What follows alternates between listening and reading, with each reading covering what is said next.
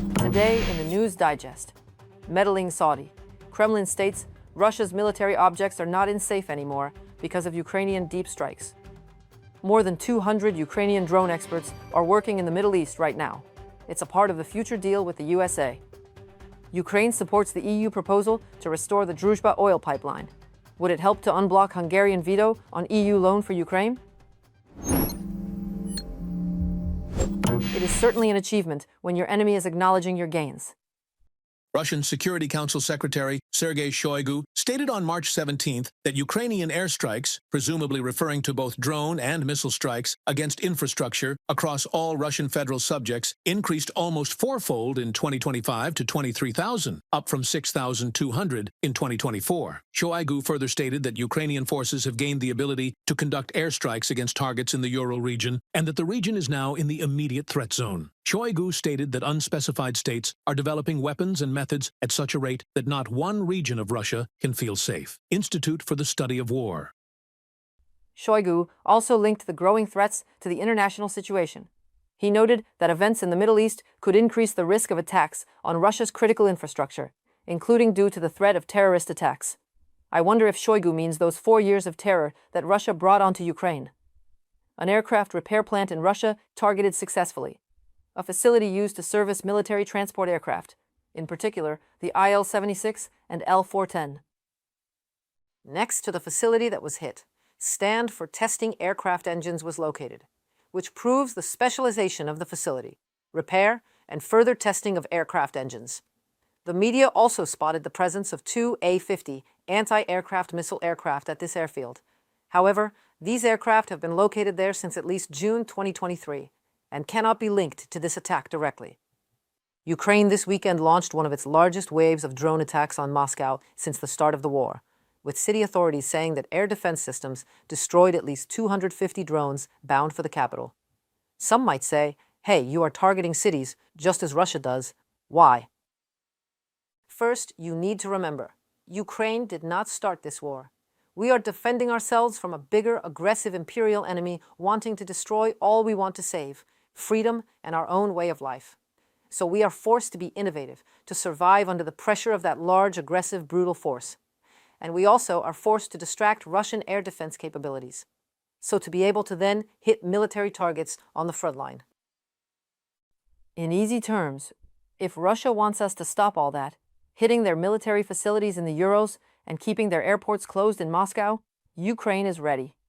All Putin has to do is to get his second-in-the-world army back to his second-world country of Russia and keep it at bay there. Then peace comes.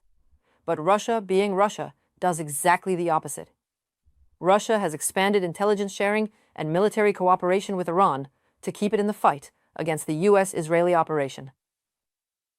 The Wall Street Journal anonymous sources, including a senior official from a European intelligence service, told the WSJ that Moscow has increased intelligence exchanges and other forms of military cooperation with Tehran to support Iran in its confrontation with the United States and Israel.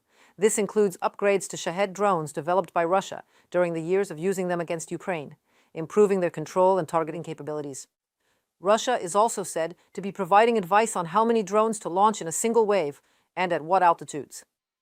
The WSJ also learned that Moscow has been providing Iran with data on the locations of U.S. facilities in the Middle East and those of Washington's close allies in the region. That is how much Russia wants a war, any war, to end as simple as that.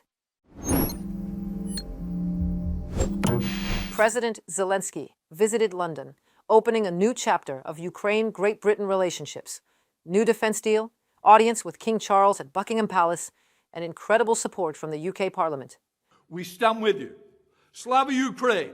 Mr. President, the floor is yours.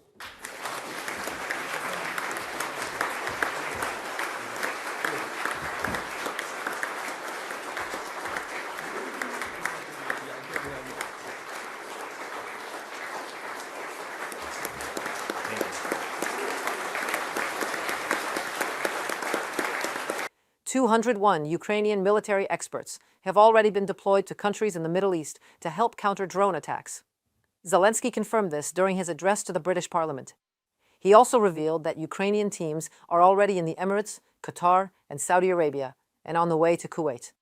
Moreover, Ukraine is working with several other countries. Agreements are already on the table, ready to be signed. We do not want this terror of the Iranian regime against its neighbors to succeed.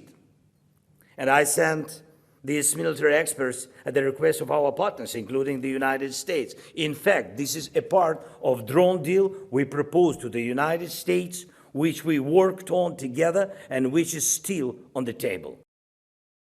Zelensky believes that due to the war in the Middle East, a shortage of missiles for Patriot air defense systems is inevitable, posing a significant challenge for Ukraine.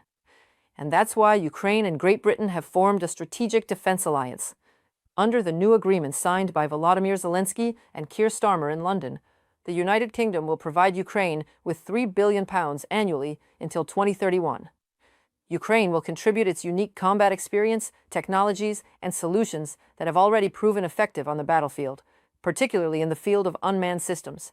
Simultaneously, the UK will invest in these technologies, help scale production, and continue to strengthen Ukraine's long-range capabilities through increased supplies.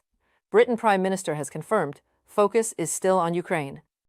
I think today, obviously, we've got a lot to discuss. I think it's really important that we're clear that the focus must remain on Ukraine. There is obviously a conflict in Iran going on in the Middle East, but we can't lose focus on what's going on in Ukraine and the need for our support there.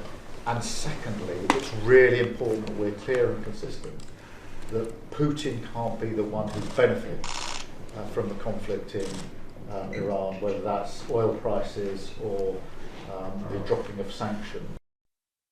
And that is not all. Starmer, Zelensky, and Rutte met with British soldiers in London. They are preparing to use Ukrainian-made Nemesis heavy drones.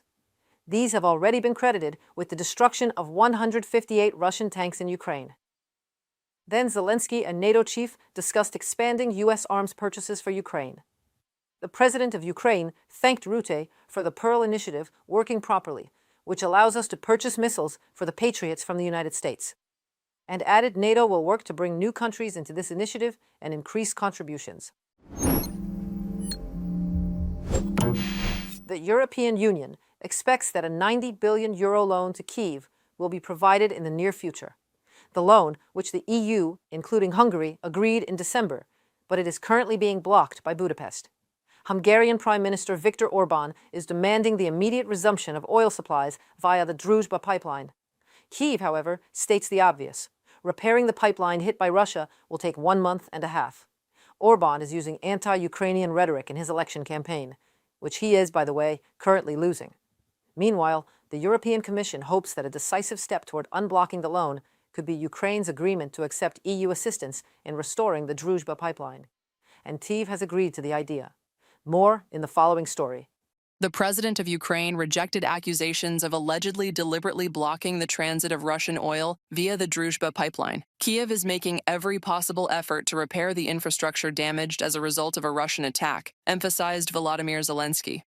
Ukraine is a reliable energy partner for the European Union and honors fully its commitments vis-à-vis the European Union. Despite daily threats of Russia's ongoing missile and drone attacks, we are undertaking all possible efforts to repair the damage and restore operations, considering the impact on the pipeline itself, the surrounding infrastructure and environment as well. Volodymyr Zelensky, President of Ukraine, in a letter to the President of the European Commission and the President of the European Council. Can resume operations in approximately 1.5 months. This, according to Volodymyr Zelensky, will ensure full restoration of supplies, provided, of course, that Russia stops its attacks. The aggressor country struck the Druzhba pipeline on January 27th. Information on the consequences of the attack was jointly provided by Naftogaz of Ukraine and the Ministry of Foreign Affairs to diplomats from 31 states. Restoring such infrastructure is a complex technological process, explained Sergei, chairman of the board of Naftogaz. It requires time, specialized equipment, and work under conditions of constant threats of repeated Russian strikes. But in Hungary, they have no intention of listening to such arguments. Neither Prime Minister Viktor Orbán nor Foreign Minister Péter Szijjártó has once mentioned that Russia is to blame for the accident. In Budapest, they stated they will continue blocking the 20th sanctions package against Moscow and aid to Ukraine, as they consider the halt of supplies a political decision by Kyiv.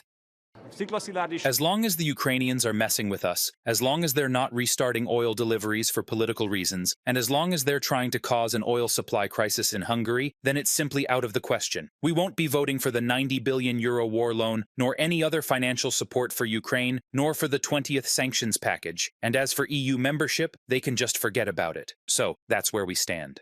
According to experts, the situation around the Druzhba pipeline has exacerbated the political conflict within the European Union. Hungary consistently opposes sanctions against Russia. Viktor Orbán does not hide his sympathy for Putin, and his anti-European and anti-Ukrainian rhetoric has only intensified ahead of the parliamentary elections. The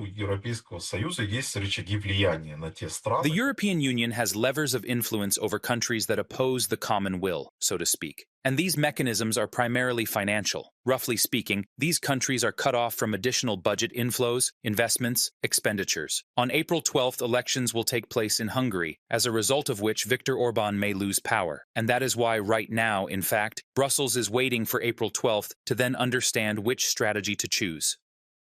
Brussels offered Kyiv technical and financial assistance in restoring the Druzhba pipeline, and Ukraine accepted this proposal, reported the head of the European Commission.